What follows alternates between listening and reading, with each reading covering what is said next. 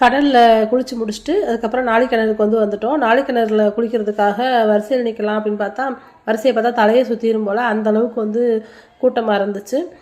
சின்ன பிள்ளைகளை வச்சுட்டு எப்படி நிற்க போகிறோமே அப்படின்ட்டு ரொம்பவே கொஞ்சம் பயமாக தான் இருந்துச்சு. நாங்கள் வரிசையில் நிற்கும் போது மணி 7:15 இருந்துச்சு. நாங்கள் வெளியே வரும்போது 9:45 ஆயிடுச்சு.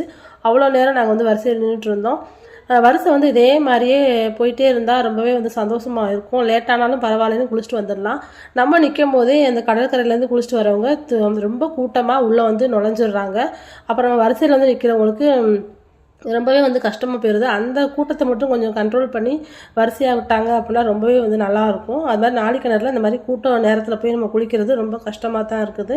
அப்புறம் நல்லபடியாக நாங்கள் நாழிக்கிணறுல தீர்த்தம் ஆடிட்டு அதுக்கப்புறம் ரூமுக்கு கிளம்பி போயிட்டோம். ரொம்ப அன்றைக்கி வளர்பிறை சஷ்டினால ரொம்ப கூட்டமாக இருந்துச்சு. இந்த வீடியோ உங்களுக்கு பிடிச்சிருந்தா லைக் பண்ணுங்கள். என்னோடய சேனலை சப்ஸ்கிரைப் பண்ணுங்கள்.